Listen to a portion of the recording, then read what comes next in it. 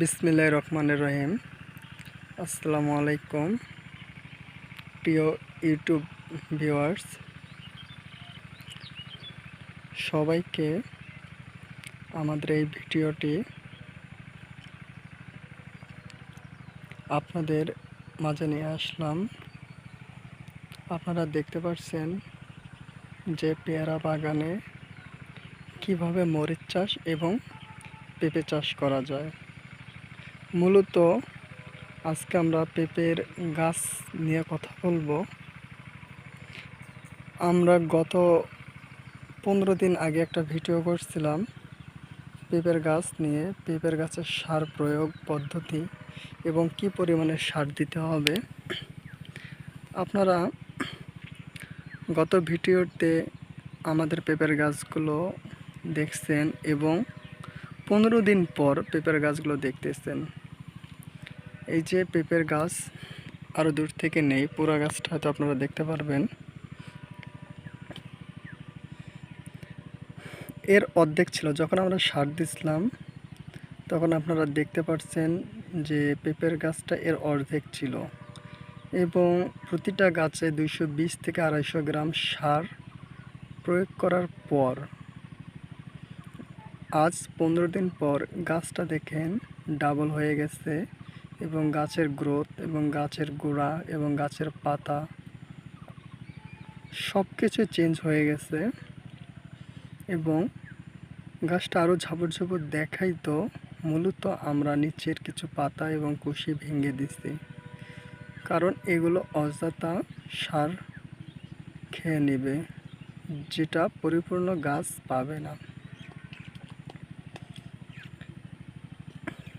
এটা হচ্ছে green lady পেঁপে, একটা হাইব্রিড জাতের পেঁপে।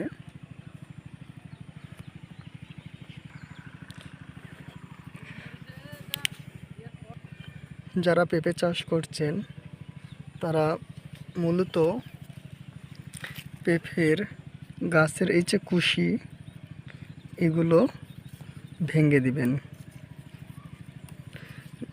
ভেঙে না দিলে এই কুশিগুলো অনেকটা শাখা প্রশাখা বিস্তার করবে। এই যে এই কুশিগুলো ভেঙে দিবেন এবং প্রয়োজন হলে পেঁপের গাছের পাতা কেটে দিবেন। ঠিক এইভাবে, হয়তো আমি হাত দিয়ে কাটতেছি, আপনারা কাটিং দিয়ে কাটবেন। ঠিক পেঁপের ডালগুলো এইখানে কাটবেন। যদি গোড়ায় কাটেন, যেটাতে এক ধরনের ছত্রাক ধরবে, ছত্রাক ধরাতে দেখা যাবে ঠিক ওখানেই আটা বের হয়ে ছত্রাক আক্রান্ত করে গাছটা নষ্ট হয়ে যেতে পারে। তাই ডাল কাটার ক্ষেত্রেও অনেকটা সাবধান থাকবেন। আপনারা দেখতে পাচ্ছেন আমাদের গ্রিন লেডি পেঁপের গাছ, আমাদের এরকম 300 পেঁপের গাছ আছে 3টা বাগানে। আর মূলত আপনারা দেখতে পাচ্ছেন এটা একটা পেয়ারা বাগান। পেয়ারা বাগানের মাঝখানের জায়গায় আমরা সারি বাই সারি পেঁপের চারা রোপণ করছি। শুধু পেঁপের চারাই না, আমরা রশি টেনে লাইন করে মরিচের চারাও রোপণ করছি।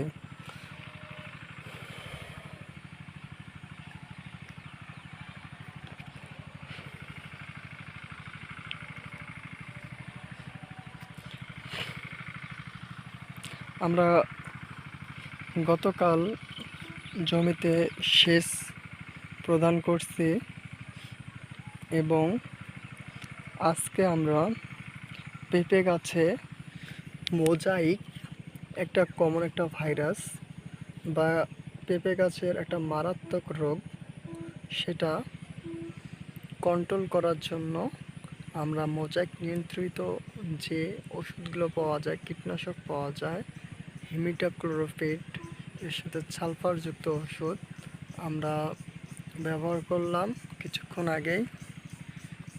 আপনারা দেখতে পাচ্ছেন যে পেয়ারার গাছ এবং পেয়ারার গাছের 2 সাইড থেকে আমরা কিছু দেশি জাতীয় মরিচ করছি এবং পেয়ারার গাছের গ্যাপে গ্যাপে আপনারা দেখতে পাচ্ছেন সারি বাই সারি পেঁপের চারা রোপণ করছি।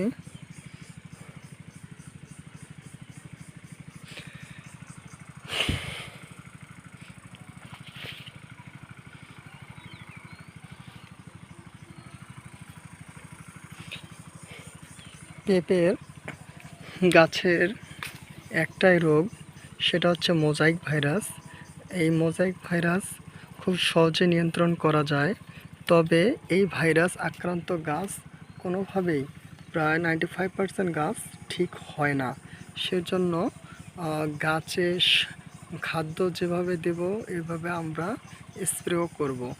শুধু স্প্রের পাশাপাশি গাছের গ্রোথ কীরূপ হচ্ছে সেটাও একটা লক্ষণীয় বিষয়।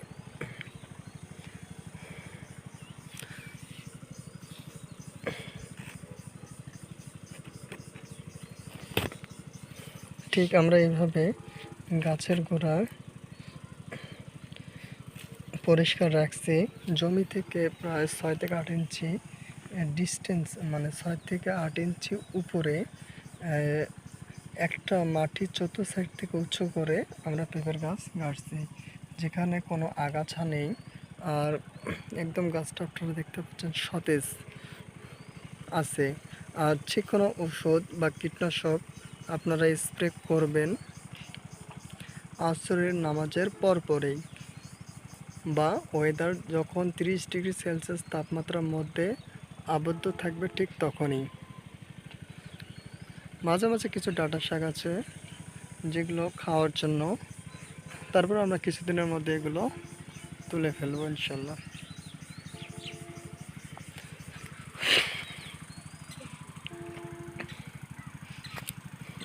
আজকে আমরা শিডিউল যেটা হচ্ছে, যেমন গতকাল আমরা পানি দিছি রাত পর্যন্ত, আজকে শিডিউল হচ্ছে আমরা স্প্রে করতেছি। মূলত স্প্রে আমরা করতেছি মরিচ, পেঁপে, পেয়ারা, মালটা, কমলা এবং ছোট ছোট যে মরিচগুলো চাষ করছে সেগুলো তো স্প্রে দিতেছি। এটা হচ্ছে গ্রিন ফায়ার মরিচ। আমরা গত পরশু রাতে বা এই গাছগুলো আমরা রোপণ করছি। আপনারা দেখতে পাচ্ছেন সারি বাই সারি এই মরিচের গাছ রোপণ করা আছে,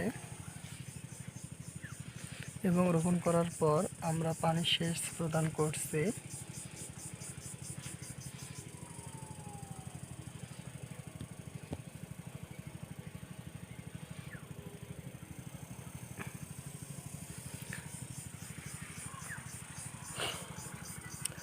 আমরা একটা ভিডিওর মাঝে সব কিছু নিয়ে আসতেছি, যেমন পেয়ারা গাছে আমরা স্প্রে শিডিউল চলতেছে স্প্রে করা।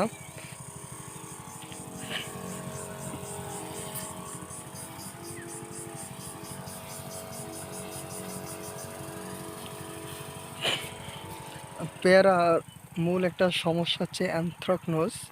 এটা একটা রোগ, গ্রীষ্মকালীন সময় অ্যানথ্রাকনোজ রোগটা বেশি হয়। এর জন্য মূলত অ্যানথ্রাকনোজ একটা হচ্ছে পচনশীল রোগ। এই জন্য আমরা যে রোগগুলো পচনশীল খুব দ্রুত কাজ করে, কার্বনডাইজিং বা ম্যানকোজেব গ্রুপের যে কোনো ওষুধ ব্যবহার করবেন, ইনশাল্লাহ ভালো ফলাফল পাবেন।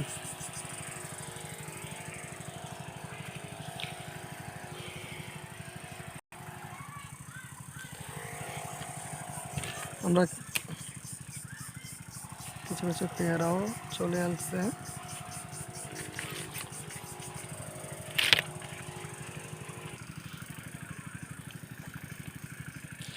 আমরা এখানে উন্নত মানের ডালিমের গাছ লাগাইছিলাম। এটা মূলত একটা আনার জাতীয়। আপনারা দেখতে পাচ্ছেন অসংখ্য ফুলজ্বালা চলে আসছে। শুধু মানুষের দিক থেকে একটু সাবধানতা অবলম্বন করলে 100% পাওয়া যাবে। এখানে আমার 4টা লাউ হয়েছিল। এখানে লাউ শাক রোপণ করা ছিল, একটা গাছ সাইডে ছিল এবং সাইডে থাকার কারণে গাছটা লেবুর গাছে উঠে গেছে। এখানে 4টা লাউ আছে, আপনি দেখতে পাচ্ছেন। কিছুদিন আগেও লাউটা অনেকটা ছোট ছিল, যা খাওয়ার উপযুক্ত বর্তমান সময়।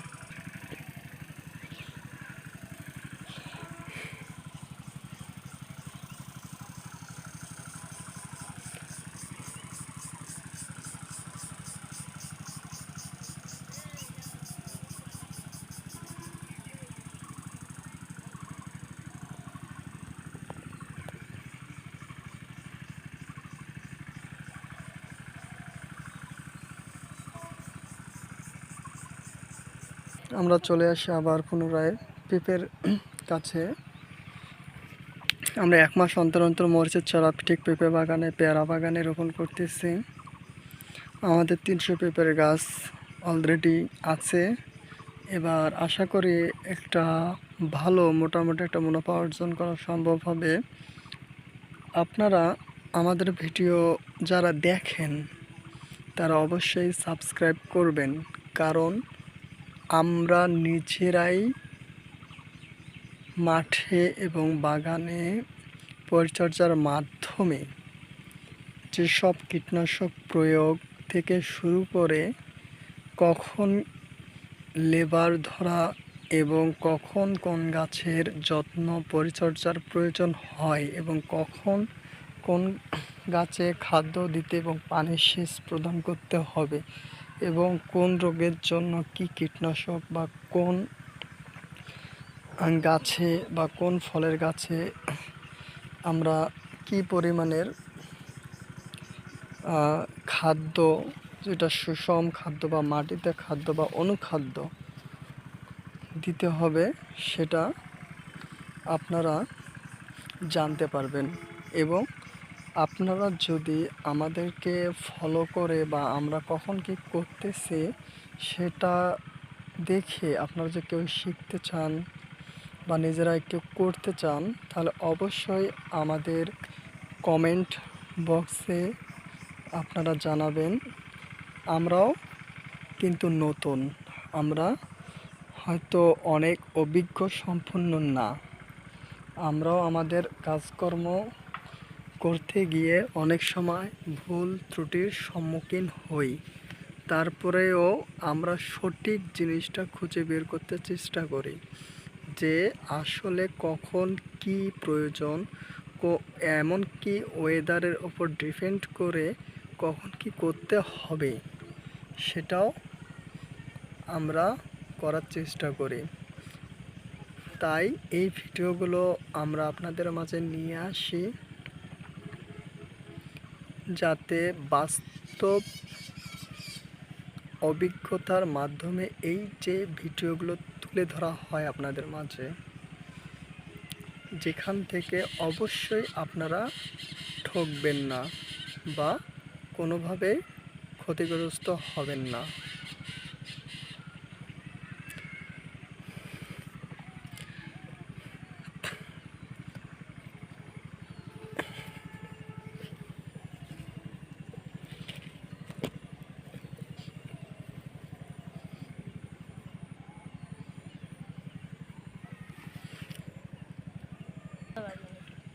বিশেষ করে আপনারা যারা আমাদের এই ভিডিওগুলো দেখেন, যদি সেই পরিমাণে সাবস্ক্রাইব করতেন তাহলে দেখা যাবে যে আসলে আমাদের এই চ্যানেলটি হিউজ পরিমাণ আমাদের ভিডিওগুলো ভিউ হবে।